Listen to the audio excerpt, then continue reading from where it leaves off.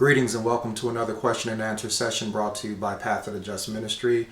Our question that we have today is Revelation 18:1 through 3.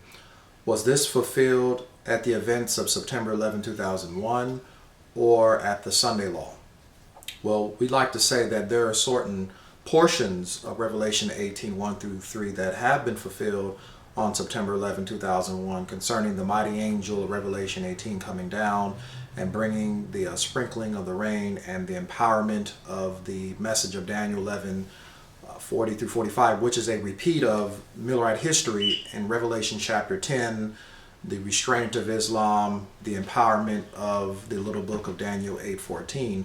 There are certain events that are yet to be fulfilled concerning Babylon making all nations drink of the wine of the wrath of fornication. She does not do this until the national Sunday Law. So we like to say that Revelation 18 did begin to be fulfilled September 11, 2001, but it will continue on in through the Sunday Law. However, Revelation 18:1 through 3 is a repeat of Millerite history, because the second angel's message, of course, is repeated in Revelation 18 with the history of 1798 to 1844. And so the errors that led the Protestants to reject the first angel's message and also the midnight cry have entered into Adventism today and are causing many not to recognize the manifestation of the power of God in the latter rain.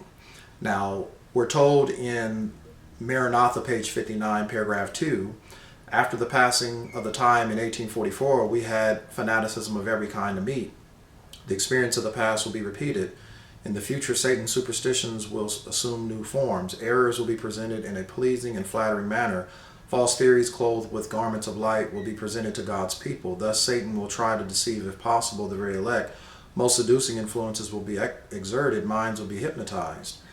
And Selected Messages, Book 1, page 222, paragraph 2.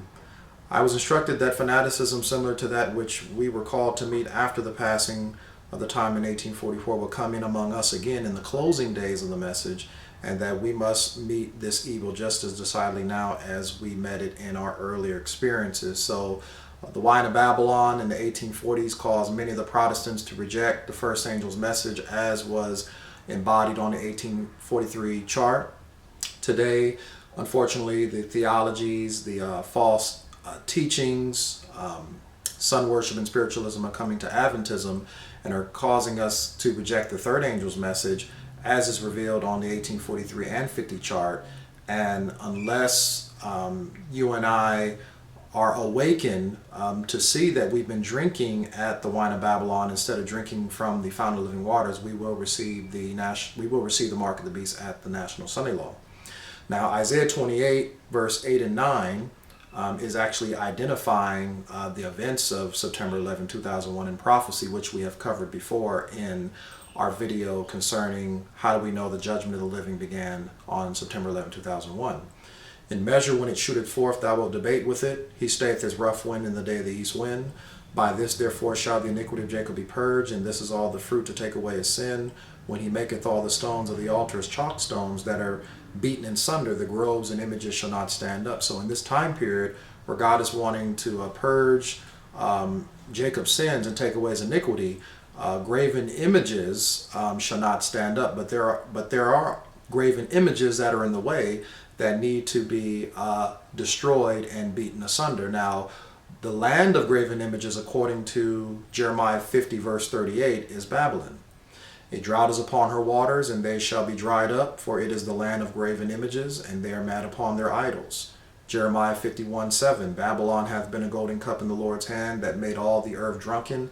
The nations have drunken of her wine, therefore the nations are mad. So the idolatry of Babylon is the wine cup of abominations. However, unfortunately, among God's people, they too are drinking that same wine, and it causes them to stumble in judgment and to err in vision. Isaiah 28, verse 1, woe to the crown of pride, to the drunkards of Ephraim, whose glorious beauty is a fading flower, which are on the head of the fat valleys of them that overcome with wine. Behold, the Lord hath a mighty and strong one, which as a tempest of hail and a destroying storm, as a flood of mighty waters overflowing, shall cast down to the earth with the hand. The crown of pride, the drunkards of Ephraim shall be trodden underfoot. That's Isaiah 28 verses 1 through 3. So because of the drunkards of Ephraim being overcome with wine, the destroying flood and the tempest and the storm of the Sunday law is actually going to trod them under feet. Isaiah 28 verse 7 says, but they also have erred through wine and through strong drink are out of the way. The priest and the prophet have erred through strong drink. They are swallowed up of wine. They are out of the way through strong drink. They err in vision. They stumble in judgment. And of course, erring in vision means prophetic vision that we find in Daniel and Revelation, which is illustrated on the 1843 and 1850 chart, the foundations and pillars of Seventh-day Adventists. Verse 8, for all tables are full of vomit and filthiness, so that there is no place clean. Verse 9 through 12, whom shall he teach knowledge, and whom shall he make to understand doctrine? Them that are weaned from the milk and drawn from the breast. For with stammering lips and with another tongue will he speak to this people, to whom he said, this is the rest wherewith he may cause the weary to rest, and this is the refreshing that they would not hear. The refreshing that they would not hear is the latter rain message, which is based upon our foundations and pillars.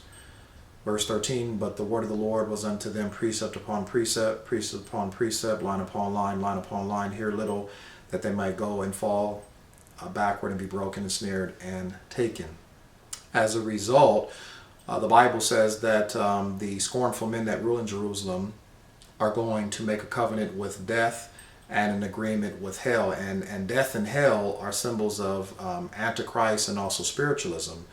And so they think that they're going to be protected when the overflowing scourge of the Sunday law comes through.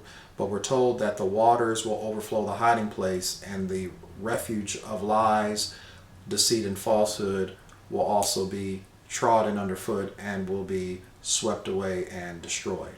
So we do hope that this has helped to answer your question. And as always, may your eyes be enlightened as you taste a little of this honey.